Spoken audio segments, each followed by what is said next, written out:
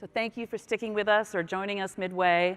I think this has been a really wonderful morning and now early afternoon, hearing from a variety of really interesting and smart and decent people talking about their lived experience and their clinical work and their research, their policy level work.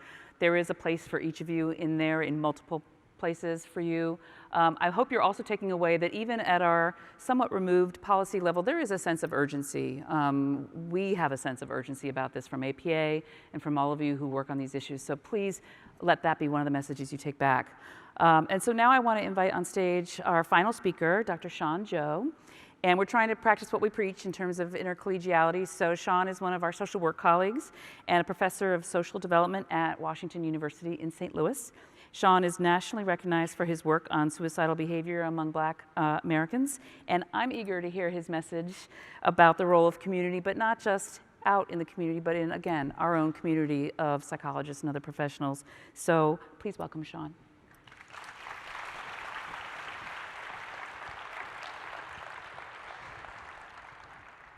Good afternoon. Good afternoon. Thank you very much. I appreciate that. What a powerful discussion we've been having today. A discussion about suicide prevention, which means we're talking about hope.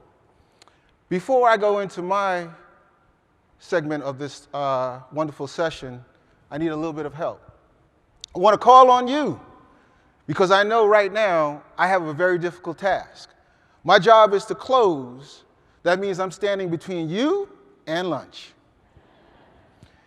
So in order to do that, I want to make sure we get the message across. And the message we're trying to get across is that suicide prevention is possible. So in order to do that, I'm going to invocate and call upon a famous Chicagoan and try not to exhibit any implicit ideological political bias. I want you to do something that you've all heard before. Is suicide preventable? Yes, we can. One more time. Is suicide preventable? Yes, we can. So I'm going to keep saying that because this is the message of today. I remember when I began my work in suicide, I was looking at homicide. My question at that point in time is, why are young Black men dying? Then an article came out from a psychiatrist named David Schaffer in about 1991. And David said in his article, he pointed out very clearly that the suicide rates among Black teens was rising. Now, first I had to take that in. I had to contrast that with what I know about Black America, how I was raised in the Black church. And what it says to me at that point in time was, that's probably not true because, from my understanding, suicide is primarily a white thing. Blacks do not engage in suicidal behavior. Blacks had endured centuries of slavery and brutality in the United States, so what would now make them suicidal when they were not suicidal before? So I had to really spend some time with it, and the more I got involved in asking questions, I had a wonderful advisor named Mark Kaplan, and Mark says, well, why don't you help us answer the questions? So that's how I got involved with this. So suicide, as you heard, claimed the lives of well over 40,000 Americans now on average. When I began in that work, it was about 30,000, and that was a high number. And we thought it would never go over that. So now it's about 40,000 Americans on average. So among Black Americans, of that 40,000, roughly about 3,000 are Black Americans in the United States. And I make the point about Black Americans because I want you to understand that Black Americans includes many different ethnic groups, not just African Americans. And there's a distinction that must be made. So in the work that we've been doing, we realize that not only have we come to a point in American history in which we have rates of suicide that we have not seen since World War II. That's impacting men, Blacks, Latinos, Native Americans, Asians. Basically, we're saying that suicide impacts us all, regardless of your skin color and regardless of your ethnicity. And most troubling to me right now is that we're seeing higher rates of suicides among young black children. Are white children rates higher than black children rates? Raise your hands if you believe that. Are the rates of suicide among children, white, higher than the rates of suicide among children, black? Interesting. I would have thought the opposite. What we know right now, thanks to some good work by Jeff Bridges and others, is that the suicide rates among black children under 12 are higher than the suicide rates among white children under 12. Our question often when I'm doing this work is, why? What would make a child, age 12 and under, come to the realization that the rest of their life is not worth living? These are the questions we ask, and as scientists and as clinicians, we have to find an answer. So can we prevent suicide? However, we need the really good science. What do we know about blacks and suicide? Well, we know a few things. We know that blacks engage in suicidal behavior. We know that the risk factors for suicide among blacks are similar to the risk factor to suicide among whites. We know that at this point, psychiatric illness matters. We know that social demographic factors predict who is most at risk. We know that among psychiatric illnesses, do not talk to me just about depression. My mind turns off because I said anxiety is one of the strongest predictors of whether or not blacks will engage in suicidal behavior. Not to say depression doesn't matter, but you cannot just take a depressive framework. You're going to miss all the things that are important that's related to anxiety. And given that black males account for most of the deaths among the population, I don't care what age group, it's usually 8 to 1, 6 to 1, it's a black male phenomenon. My question then is, in my work is, well, what do black males have to be anxious about in American society? I think I could come up with a few things, right? So we must pay attention to that overall. So the summary around black Americans is that suicide is primarily a male thing. It impacts the younger generation. In fact, when I really think about it, I remember Charles Prudhomme, psychologist, Howard University, 1938. Charles made the prophetic statement that as generations of blacks exist in the United States over the next 100 years, more and more of them will have rates of suicide similar to whites, and that's what we're seeing right now.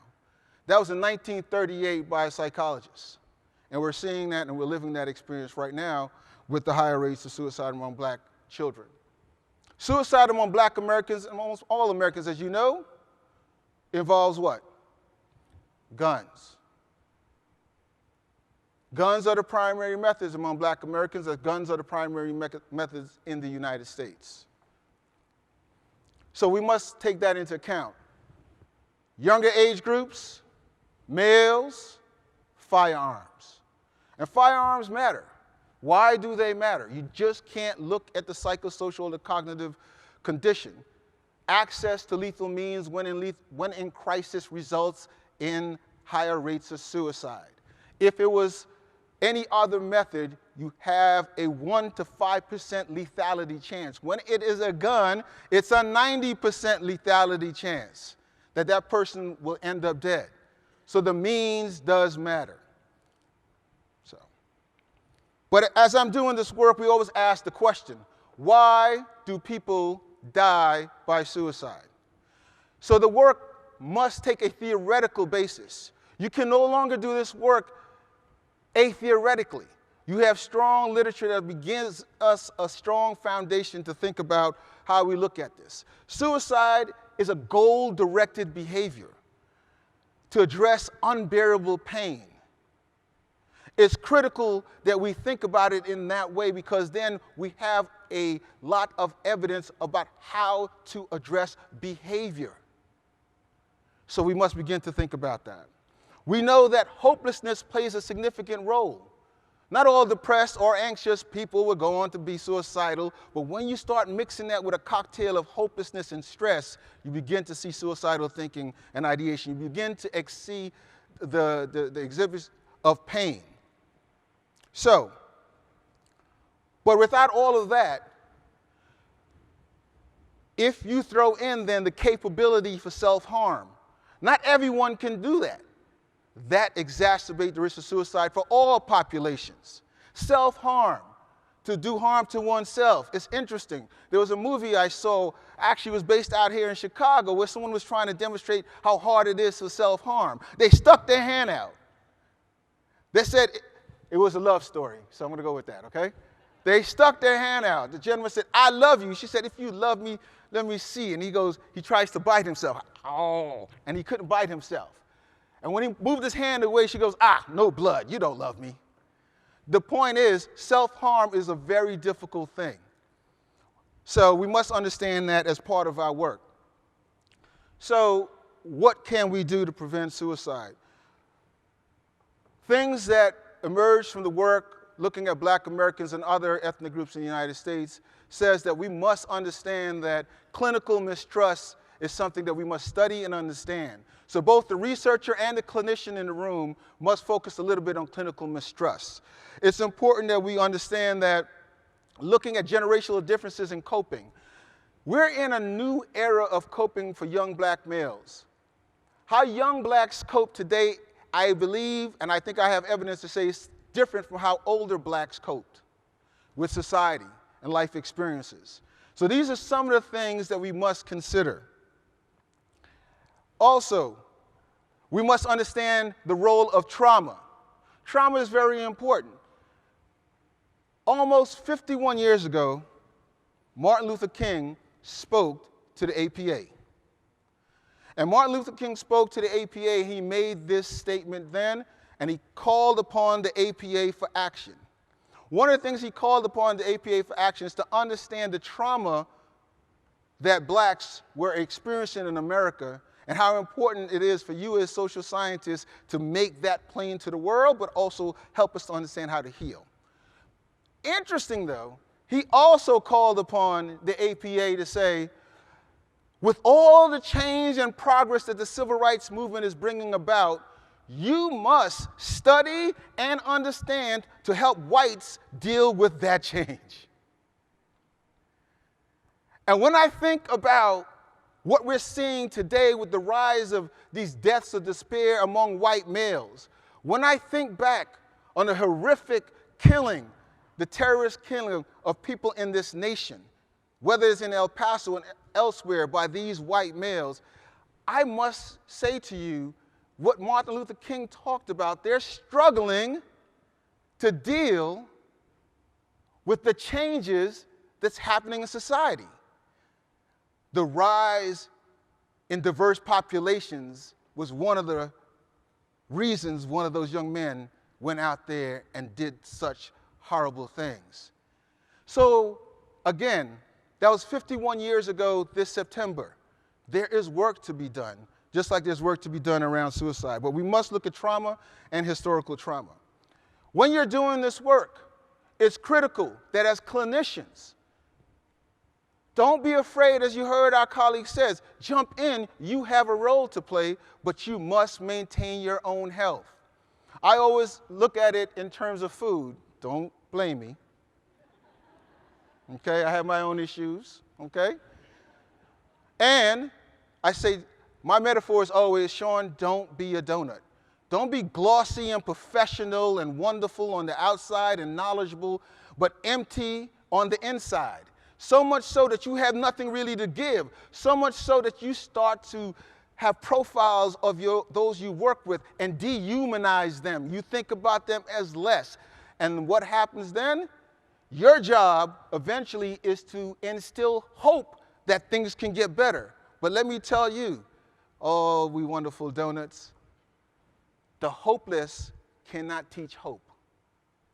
So it's critical that you replenish who you are, your capacity to serve as you're doing this important work related to suicide prevention. I'm not going to go too much longer because, again, lunch is here. So I also want you to know that from the work that we're doing, how people are explaining what happens to them in the world matters. So wonderful things used to come out of, well, still do, don't get me wrong, of psychology that was very important. Used to help us understand how people interpret their world. I think the concept was attribution theory or attributions. Those things are critically important. People are struggling today to try to figure out how to make their way given the changing environmental context. Who you know matters. Kevin always reminds me that connection matters. He jumped because he was looking for a connection, and the only connection he found was a sea lion. Connection matters. These are things that you can do. I used to say often, a smile is sometimes better than anything else you can prescribe. Because people want to connect, they want to know they matter, and they want to be able to move forward in their lives. So connection matters. So, what can you do? My word today from Siri was called fascicle. And a fascicle is when you divide things into sections, right? Like a book that is published and is put into sections or installments. And in many ways, it reminds me of APA. You have 56 different divisions, or something like that. Wonderful homes for professionals. You are a fascicle.